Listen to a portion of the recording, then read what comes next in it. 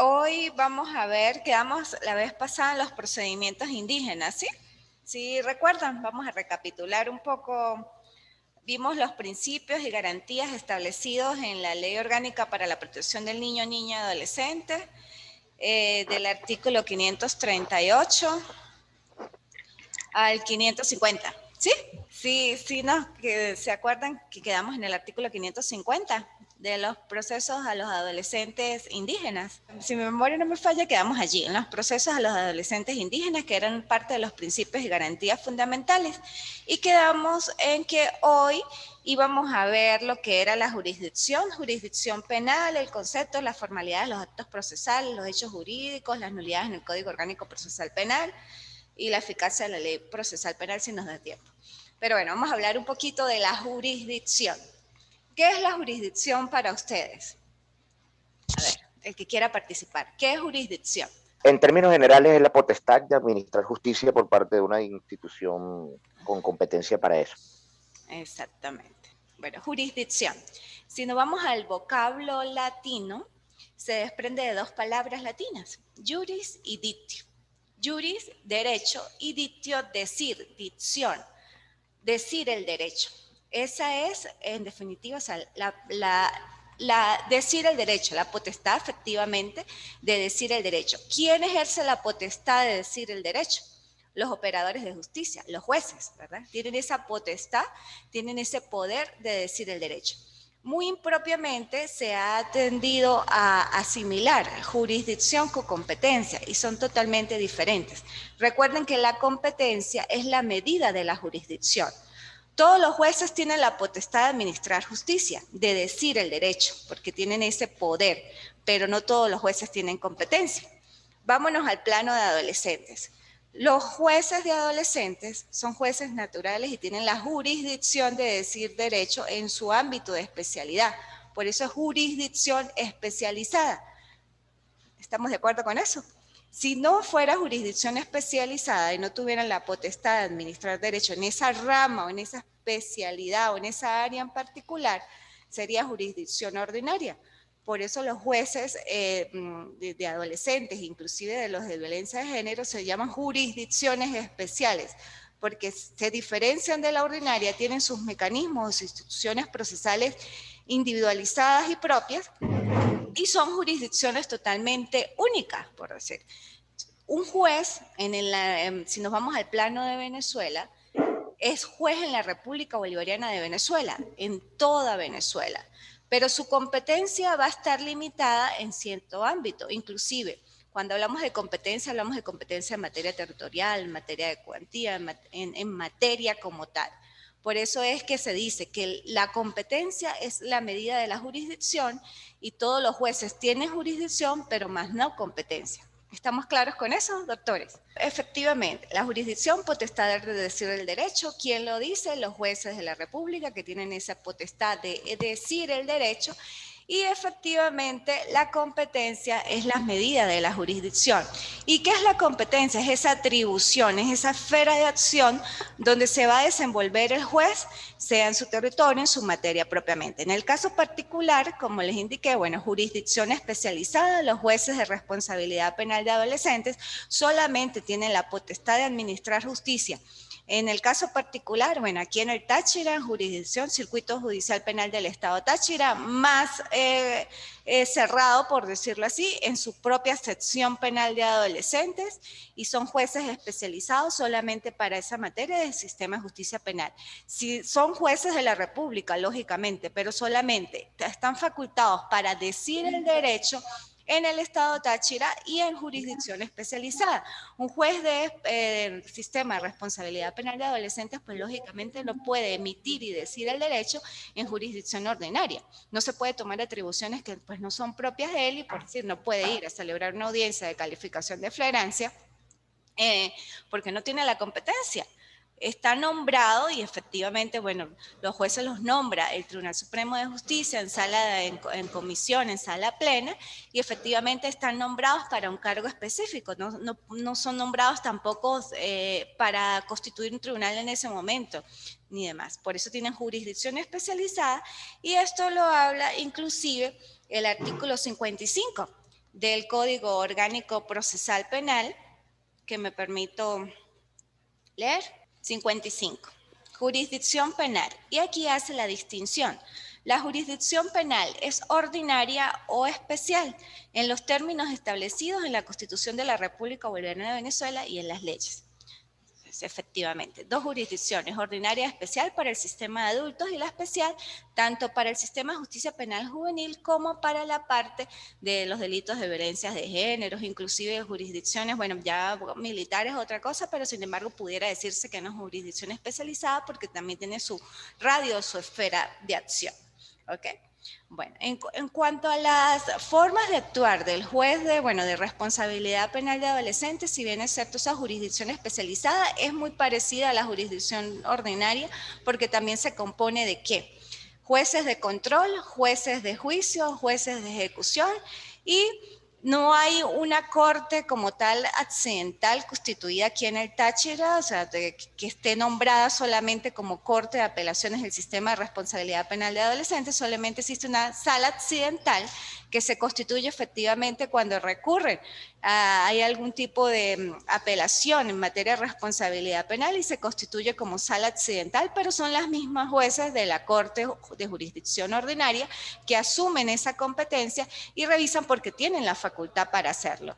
Si existiera ya una corte especializada, pues lógicamente no asumiría el control los jueces ordinarios superiores, sino asumiría la sala. Pero pues aquí en el Táchira en particular hay algunas partes del país, en Venezuela, que sí está constituida la sala como tal del sistema de responsabilidad penal de adolescentes, pero aquí no. ¿Okay? Ahora bien, vamos a hablar un poco de los actos procesales y los hechos jurídicos y los efectos. ¿Qué es un hecho? A ver, doctores, un hecho como tal. Cualquier suceso. Ajá, un hecho es una cosa que sucede, ¿verdad? Ajá, ese hecho cualquier suceso acaecido. Un suceso acaecido, efectivamente. ¿Y qué es un acto? Un hecho, ¿y qué es un acto? Un hecho es una cosa que sucede, algo que está sucediendo, ¿verdad? O que sucede. Ahora un acto. Un acto son hechos con consecuencias jurídicas, vamos a decirlo de esa manera. Actos involuntarios o voluntarios, obviamente. Ajá. ¿Y si es un acto así normal? Bueno, no, mentira. Mentira, un hecho jurídico es un acto que puede ser voluntario e involuntario. Y un acto siempre va a ser voluntario, efectivamente, dentro del proceso, claro, ¿verdad que sí? Ok, ajá, muy bien. Bueno, sería que, ¿sí, sería que los actos serían reservados para el órgano jurisdiccional, para el operador de justicia, ¿podría verse así? Bueno, hay actos reservados. En materia de responsabilidad penal de adolescentes, todos los actos son reservados al público. Solamente las partes son los que tienen en todo caso. Claro, pero me refiero que sea propio del operador de justicia. Hablar de un acto sería algo propio del operador de justicia, no importa si sea una jurisdicción especial o ordinaria, en mi opinión. Cuando le agregamos el término jurídico, propiamente sí. Pero cuando hablamos de acto normal, es una acción, un acto. Yo puedo ejecutar un acto. En este momento estoy ejecutando un acto porque estoy dando una disertación y pudiera decirse un discurso o una clase, un acto. Un acto. Estoy ejecutando con mi verbo, con mis manos, con mi gesticulación, con inclusive pues el conocimiento que puedo transmitirles a ustedes, estoy ejecutando un acto. En cambio, un hecho es algo que sucede, por lo menos el día de hoy, está lloviendo, eso es un hecho. Un hecho, está sucediendo, es público y notorio. Un acto también es público y notorio, en este caso yo estoy dando una clase, es un acto. Ya, cuando lo trasladamos al plano jurídico y le agregamos eso, jurídico, al hecho o al acto, hecho jurídico, acto jurídico, es porque genera consecuencias jurídicas y porque efectivamente hay normas jurídicas que los atañen, ¿ok? Y va a traer consecuencias en el mundo exterior, pero de manera jurídica, ¿ok? Si hablamos de actos procesales o actos jurídicos, ahí vienen muchas cosas. En el sistema de responsabilidad penal, los actos jurídicos, bueno, inicia desde inclusive cuando en la fase preparatoria, cuando es aprendido el adolescente. Empiezan a constituirse todo ese cúmulo de actuaciones, pero que van a tener repercusiones jurídicas. ¿Por qué? Porque desde el momento del adolescente cometió un hecho delictivo, ¿verdad? ¿Qué es un hecho delictivo? Que es un delito, una conducta antijurídica contraria a la ley. Entonces trae inmerso en sí normas que necesariamente tienen que ser reguladas, en este caso por jurisdicción especial, y por eso son actos jurídicos que comprometen la vida o su evolución, y hay un proceso ya jurídico como tal. Ese acto acarrea consecuencias, y dependiendo de cómo se constituya el acto y cómo emerja y cómo nazca, pues va a ser un acto válido o va a ser un acto inválido. Ese acto depende de cómo nazca, y dependiendo de sus consecuencias, pues va a generar ciertas consecuencias. Ahí vamos entonces a empezar a hablar de lo que son las nulidades y las consecuencias de esos actos. En el materia de adolescentes se da casos muy particulares en cuanto a nulidades por cuestiones de inclusive competencia. ¿Por qué?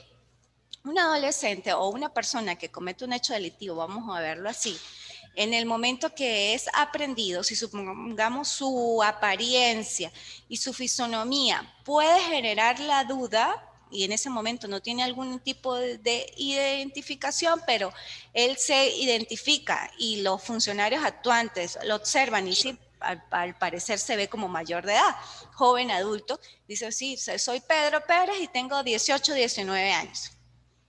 Bueno, fue aprendido, se hizo su aprehensión, dijo que era adulto, no había dudas en ese momento como tal, y lógicamente pues fue aprendido con los demás.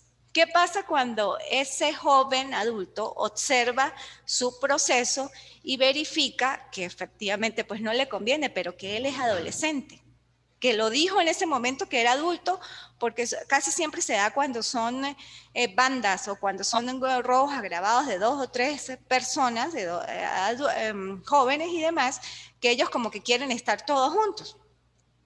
Y en ese momento pues dice que sí, que es adulto, pero ya cuando entra al proceso penal y verifica las circunstancias que lo rodean y los efectos jurídicos que trae ese acto, dice, oye, o sea, me van a colocar o me pueden colocar una pena hasta de 10 años. Y yo he oído por ahí que adolescentes es diferente. ¿Qué sucede allí? Ahí salen los dolientes, los papás, los mamás y el abogado, si tiene privado, y bueno, el defensor público. Dice, ya se hizo la audiencia de flagrancia, se le decretó privación de libertad. Inclusive ha habido puntos o aspectos que se hace la audiencia de flagrancia, lo acusa, llega a la preliminar, y en la preliminar ahí es donde dice, o inclusive ha llegado a juicio, dice, no, es que yo soy adolescente, yo cometí el hecho y yo era adolescente, y ha pasado 1 año, 2 años inclusive, nosotros tuvimos un caso de 2 años, donde ya iba a pasar a fase de juicio y estaba en ordinario, y su proceso y todo, se le decretó privación, él no admitió hechos, iba a pasar a juicio, todo ese tiempo detenido, hasta que por fin como que se abrió los ojos y la mamá dijo, no, pero diga, él cometió el delito, lo que pasa es que cometió el hecho punible a los 17 años con 364 días. Él iba a cumplir al otro día 18 años, pero robó hoy, y faltaban pocas horas para cumplir los 18 años. Él dijo, no, yo soy adulto, tengo 18 años, y su proceso fue como adulto. ¿Qué sucedió cuando efectivamente ese acto que nació como tal, se pudiera decir que es inválido, pero las actuaciones propias del tribunal, no las actuaciones que hizo la policía, que ojo, son 2 cosas totalmente diferentes, y lo que hablábamos, o lo que yo dije en la clase pasada, hasta qué punto puede generar impunidad decretar una nulidad si el juez o el operador de justicia o las partes intervinientes del proceso no saben manejar lo que son bien las nulidades. ¿Por qué? Porque en el momento en que se decreta o que se evidencia que ese adulto no es adulto, es joven, se debe decretar la nulidad, pero de la nulidad de los actos procesales emitidos por un juez incompetente, no la nulidad de las actuaciones realizadas por los órganos actuantes, los órganos de seguridad del Estado. ¿Sí me explico? ¿Sí vamos bien? Perfecto. Sí, perfecto. Ok, efectivamente, las nulidades tienen que ir dirigidas al acto procesal o al acto jurídico que generó esa invalidación, pero por un error en cuanto al adolescente, que no era adulto, sino era adolescente. Se declara la nulidad de los actos procesales desde la audiencia de calificación de flagrancia hasta donde haya estado, sea fase intermedia o fase de juicio, pero todas las nulidades de los actos procesales emitidos por el operador de justicia, no por los funcionarios actuantes, se mantienen vigentes, y eso hay que dejarlo muy claro en el momento que se decreta una nulidad. El acta policial, lógicamente, las entrevistas, las denuncias, todo lo que se realizó en el proceso de la fase preparatoria de los procesos de investigación. Inclusive si hubo algún tipo de prueba anticipada y demás, verificar hasta qué punto puede salvaguardarlo a él o no esa prueba anticipada. Pero lo más importante que se debe salvaguardar y dejar establecido que prevalece son las actas policiales y las actuaciones. Que se decreta la nulidad, sí, pero de los actos del juez. Se decreta la nulidad entonces, ¿de qué sería? De la audiencia de calificación de flagrancia junto con su decisión. Inclusive, a pesar de que sí tiene un nombramiento, pero ese nombramiento tiene que o ser con un defensor público especializado en materia de adolescentes o seguir con su defensor privado si lo tiene. De la audiencia preliminar, si se hizo audiencia preliminar y se aperturó a juicio. Todas esas actuaciones emitidas por el juez se decreta la nulidad y se retrotrae el proceso a fase de preparatoria, pero en audiencia de presentación, porque las diligencias de investigación se mantienen vigentes. Lo que se va a hacer es una audiencia, ya no sería audiencia de flagrancia en materia de adolescentes, sino sería una audiencia de presentación y con su juez natural y su juez especializado se le va a hacer la audiencia. En esa audiencia, ¿qué va a pasar? Lo mismo en la parte de adultos. Se va a decretar una medida de coerción personal y se va a seguir el procedimiento. ¿Cuál es el procedimiento a seguir? Va a ser el ordinario. No se puede el abreviado porque ya no hay flagrancia, lógicamente. El ordinario, para que la fiscalía, con base a las actuaciones que hizo el fiscal ordinario, revise qué puede buscar más o qué le puede ayudar o qué lo puede culpar más al adolescente, buscar otros elementos y emitir su propio acto conclusivo el fiscal especializado. ¿Por qué? Porque inclusive la acusación emitida por el fiscal ordinario es nula. No vale para el sistema de justicia penal juvenil de adolescentes, bueno, venezolano. ¿Por qué? Porque ¿cómo hace o cómo estructura un fiscal del Ministerio Público ordinario su acusación o su acto conclusivo de acusación? Si bien es cierto, sí, toma los elementos de allí, pero la forma o los lineamientos en cuanto a la sanción, el precepto jurídico aplicable es diferente. Y lógicamente hay que adaptar eso al sistema de responsabilidad penal de adolescentes. ¿Qué va a hacer el juez especializado? Sí, va a tomar los elementos de convicción que tomó el fiscal ordinario, por supuesto, porque ¿de dónde saca esos elementos de convicción? De todas las actuaciones atrás que tomó, que no han sido nulas. El acta policial, las diligencias de entrevistas, las denuncias, lo que recabó, los avalúos, si hubo una muerte, pues bueno, el informe del médico forense, todas esas actuaciones sí las va a recoger y van a ir dirigidas igualmente en su acto conclusivo, allí como elementos de investigación, pero no va a tomar la pena a imponer. Inclusive no va a tomar, si supongamos el juez o el fiscal especializado considera que ese delito no es el que se le debe encuadrar al adolescente, sino otro. Si por decir no era un robo agravado como tal y el adolescente está en un curso en un robo impropio, un robo propio, o como facilitador o como cómplice. Son muchas aristas allí que debe verificar el fiscal en el momento de poder encuadrar ese hecho en un tipo penal, porque recuerden, y eso lo vamos a ver en la tercera unidad, procedimiento penal de adolescentes, sí. En cuanto a las sanciones, que solamente hay unas sanciones determinadas para delitos específicos y que el artículo 628 merece o cataloga cuáles delitos son los que merecen privación de libertad y cuáles no. Los delitos que están allí merecen privación. Los que no estén allí no merecen como sanción privación de libertad. ¿Qué quiere decir esto? Que merecen otro tipo de sanción. En cambio, en un porte ilícito de arma, en materia de adultos sí merece, o sea, es una pena una pena. En materia de adolescentes, si él se le hizo su proceso como adulto, pero se verificó que efectivamente era adolescente y se decretaron la nulidad de las actuaciones, el adolescente en esa audiencia de presentación debe quedar en libertad.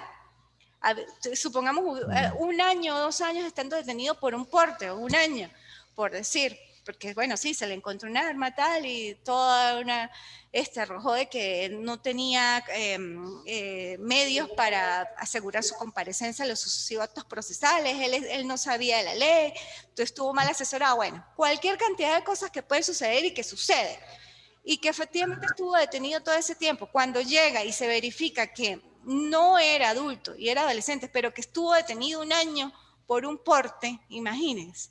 Cuando llega a juez de control y se le hace su audiencia de presentación, de inmediato va a salir, porque el porte ilícito de arma no genera como sanción la privación de libertad y lógicamente hay que darle una medida cautelar. En cambio, en adultos un porte sí puede generar la privación y se le puede colocar una pena. ¿Okay? Todas esas situaciones son las que se deben verificar y retrotraer y decretar nulidades.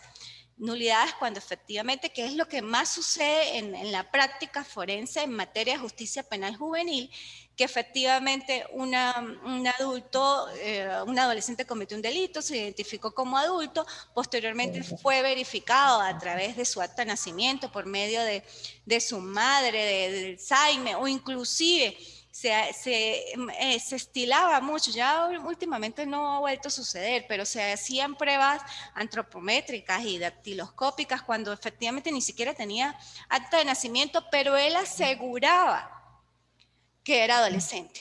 Eso es algo también muy importante que lo indica la ley. Cuando se presume que hay, o hay dudas entre que es un adulto o es un adolescente, se va a presumir que es un adolescente. Vámonos al caso contrario. Si el adolescente en el momento de la aprehensión dice, o la persona en el momento de la aprehensión dice que es adolescente, porque sus características fisionómicas sí pueden generar de que sí es adolescente, y los funcionarios, pues, bueno, conocen la ley, dicen, si se dice que él es adolescente, la ley dice que si hay dudas entre si es adulto o adolescente, hay que ser garantista, pues se toma como adolescente. Se le hace su proceso como adolescente. Supongamos, bueno, vamos a decir que sea un homicidio para dejarlo privado. Lo detiene, lo dejan privado de libertad el juez de control de jurisdicción adolescentes, pero posteriormente se verifica, porque es un homicidio con varias personas, que ese adolescente no era adolescente. Los otros partícipes o coautores dijeron por allá, lo delataron, que él no era adolescente, que él era adulto. Y se le empiezan a hacer sus pruebas y se verifica a través inclusive de pruebas de huesos y antropométricas y demás, que él sí es adulto. ¿Qué sucede? Lo mismo. Se decreta la nulidad, pasan esas actuaciones, se declina competencia a jurisdicción ordinaria. Cuando se declina competencia, bueno, pasa primero a la fiscalía, uno declina competencia evidentemente al tribunal de control, pero el tribunal de control pasa las actuaciones a la fiscalía para que la fiscalía las revise, se le hace la audiencia de presentación. Se verificó que efectivamente era adulto, se decreta la nulidad de lo actuado por el juez de control y se le sigue su procedimiento ordinario. Esas son las nulidades más comunes en cuanto a aspectos procesales que nacen inválidos, pero por la actuación de allí del adolescente como tal. Ahora, ¿qué pasa cuando se decretan nulidades por decir que también ha sucedido? En el acta policial que forja el funcionario, ¿verdad? Donde indica hora, fecha, modo, forma de aprehensión, el lugar de la aprehensión, qué se le encontró en su poder y demás. Esas actas policiales, como tal, deben llevar alguna declaración de la persona aprehendida. Les pregunto. No, profesora, considero que la declaración que haga la persona que ha sido aprehendida en ese momento vicia de nulidad de ese acto, porque lo está haciendo sin asistencia de su abogado defensor y menos aún frente al juez que deba conocer la causa. Pero allí yo quiero hacerle esta pregunta, porque en una oportunidad yo tuve en un caso de contrabando donde se le tomó la entrevista a ese posible imputado y él manifestaba en un acta de retención que sí él llevaba esa mercancía. Pero entonces al pedirle la nulidad al juez de control, él anuló solamente esa acta de entrevista, pero no el acta de investigación.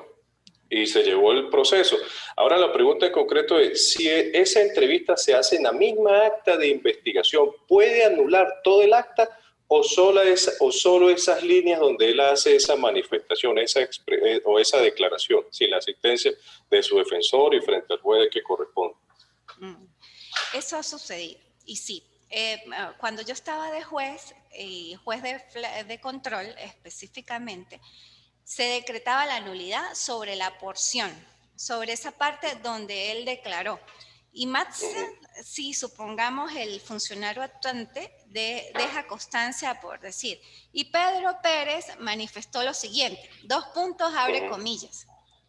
Eso, lógicamente, que afecta el principio al derecho a la defensa, ¿verdad? Es un principio, una garantía constitucional que puede generar inclusive una nulidad absoluta. Pero supongamos, lo anterior a esa acta compromete bastante la responsabilidad de ese imputado. Supongamos, vámonos a un caso extremo que son los homicidios, ¿verdad? Esos delitos que son los más graves que pueden existir en el planeta Tierra, donde se cercena la vida de un ser humano. Yo como juez, observando que la actuación arriba descrita está perfecta, colocó bien la hora, la fecha, el lugar, la forma de proceder, inclusive hay algo muy importante en el manejo de las actas policiales que es la individualización del imputado y la forma o la actuación de él como tal. Eso es muy importante para determinar inclusive las presiones de flagrancia. ¿Qué fue lo que hizo en realidad? ¿Cuál fue su grado de actuación en esa acta? La individualización propia de su modo de proceder. Si yo verifico que todo eso está perfecto y que efectivamente hay rasgos determinantes que comprometen la responsabilidad penal de ese imputado, pero por un error inclusive hasta de nesciencia o de ignorancia o de poco adiestramiento de ese funcionario actuante, él por hacer más hizo menos. Digo, no, si él está diciendo que sí fue él que lo mató, yo voy a dejar constancia aquí chiquitico al final del acta policial de que efectivamente Pedro Pérez, y al final señaló, sí, yo efectivamente a las 8 de la noche maté a Pablo porque él me caía mal, por decir, para hacerlo muy popular, ¿no? El vocablo. Ajá. Yo como juez, al verificar eso, voy a decretar una nulidad de todo lo actuado de arriba, solamente porque dejó eso, pero sí hay elementos, no solamente el acta, sino los otros, las entrevistas, los testigos y demás, que sí comprometen la responsabilidad. Se presume inocente, pero hay elementos que comprometen la responsabilidad. Voy a declarar una nulidad y puedo generar impunidad sobre esa nulidad que yo decreté. Si bien es cierto la balanza, y ese es el equilibrio que debe establecerse, ¿verdad?, de la justicia, porque es una balanza, un equilibrio entre no generar impunidad y entre aplicar justicia con equidad. Es ahí donde el operador de justicia debe verificar, y haciendo uso de sus conocimientos, hasta qué punto decreto la nulidad total del acta o hasta qué punto puedo decretar la nulidad parcial de esa acta, omitiendo o dejando sin uso eso lo que él dijo, dejando, sí, le asiste su principio de presunción de inocencia, ¿verdad? Porque es un derecho, una garantía fundamental, pero también hay que tener claro de que las actuaciones que hizo los funcionarios actuantes, los órganos de seguridad, están perfectas y no debo decretar una nulidad, porque si yo decreto la nulidad, lógicamente, ¿qué generaría ahí como consecuencia? Darle la libertad, inclusive una libertad sin ningún tipo de restricción. Pero si yo estoy tirando a la calle, si en ese momento soy juez, y estoy dándole la libertad de verdad a un homicida, y después ese homicida, ¿hasta qué punto trae ese efecto? Cercena la vida de otra persona, o la vida inclusive, que Dios nos ampare, de alguien que está a nuestro lado, de un familiar o de un amigo, por haber dado una libertad. Todas esas situaciones son determinantes en el momento de decretar las nulidades, por eso, o sea, es algo muy delicado y muy complejo, pero lógicamente sí. Disculpe. Disculpe la pregunta, ¿y el juez allí no invade entonces la esfera del funcionario? ¿No entra a ser partícipe, protagonista en la propia actuación policial? Porque el juez, en su ejemplo que nos da, está subsanando el error del funcionario que no puede ser subsanado. Imaginémonos cómo él obtuvo esa confesión en esa coletilla que usted que refiere que puede declararse la nulidad parcial. ¿Cómo obtuvo esa confesión? A través de, no sé, cuando usemos la imaginación, esfuerzo físico, vamos a suponerlo así, discúlpeme.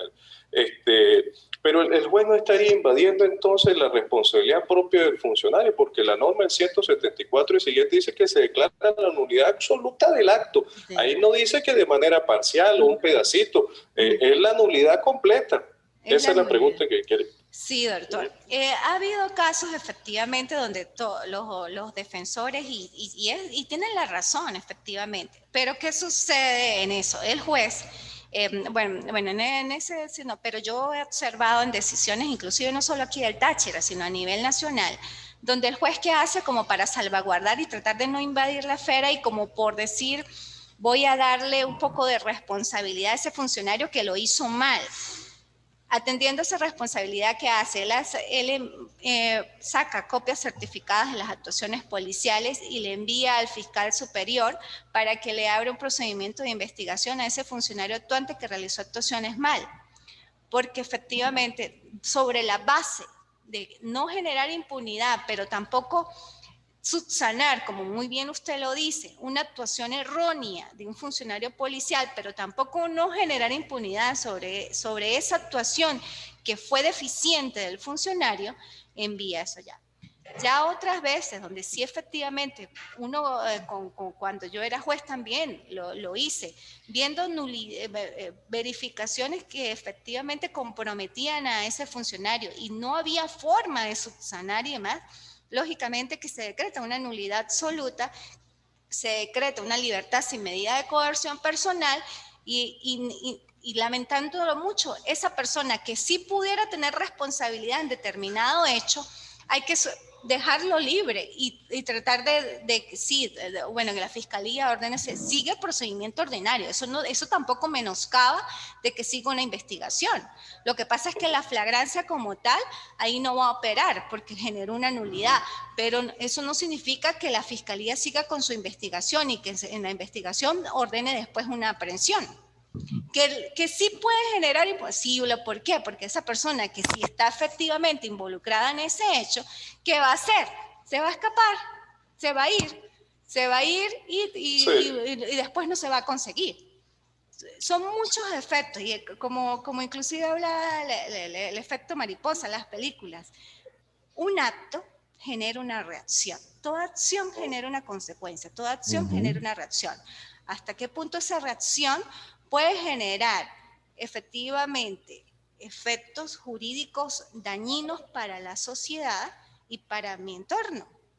Eso es lo que siempre se debe verificar, porque sí, podemos inclusive como defensores privados o defensores públicos solicitar nulidades y demás, pero sobre la base de una nulidad yo puedo generar impunidad o el operador de justicia pudiera generar impunidad. Esa es la balanza, ese es el momento, y como cada caso es particular y es propio y es diferente, en el momento que uno esté allí, sea como parte interviniente, operador de justicia, fiscal, defensor, juez efectivamente, director del proceso, hay que, yo soy muy católica, inclusive pedirle a Dios sabiduría para emitir una decisión lo más acertada, tanto para el imputado, ¿verdad? Porque le asisten sus derechos y garantías constitucionales que deben ser respetadas, porque si no, entonces no existiría la norma, ¿verdad? ¿Para qué entonces existen las nulidades en el código si no se van a aplicar? Si yo como juez, como operadora de justicia voy a aplicar otras cosas. Pero hay que sopesar. En cada caso particular, verificar qué es lo que es mejor, tanto para el imputado, para la colectividad y todo el resto, todo el contexto en general. ¿Sí? Quería decir algo rapidito, doctora, disculpe. Claro. Pareciera entonces que el juez en ese momento de esa solicitud de nulidad va a valorar la cuantía de la pena a aplicar el delito.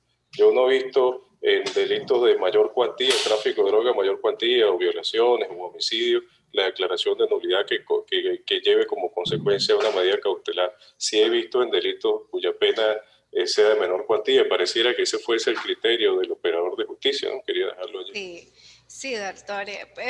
Prácticamente esa es como la línea para efectivamente no generar, porque póngase usted como juez, colóquese un momento como juez y verifíquese que usted está dictando una decisión, pero usted le presenta a un homicida o a un violador y tiene todo en sus manos que comprometen la responsabilidad de manera directa de que es un violador y aparte es homicida, y usted lo va a dejar en la calle sobre la base de una coletilla que por un error, que sí es un craso error del funcionario, dejó una mini declaración allí.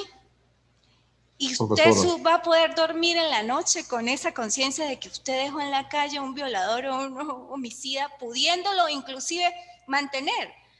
No, usted no le está decretando la pena del banquillo, no lo va a decretar, pero usted va a tener unos elementos que sí comprometen la responsabilidad y es mejor mantenerlo allí, que en el transcurso del proceso se verifique que efectivamente, bueno, el acto es inválido, va a generar muchas más invalidaciones y nulidades, pues lógicamente sí, pero si usted puede más bien salvaguardar a la colectividad y salvaguardar a su familia de un delincuente que es psicópata, que es malo, que es un criminal nato, profesora, por una coletilla.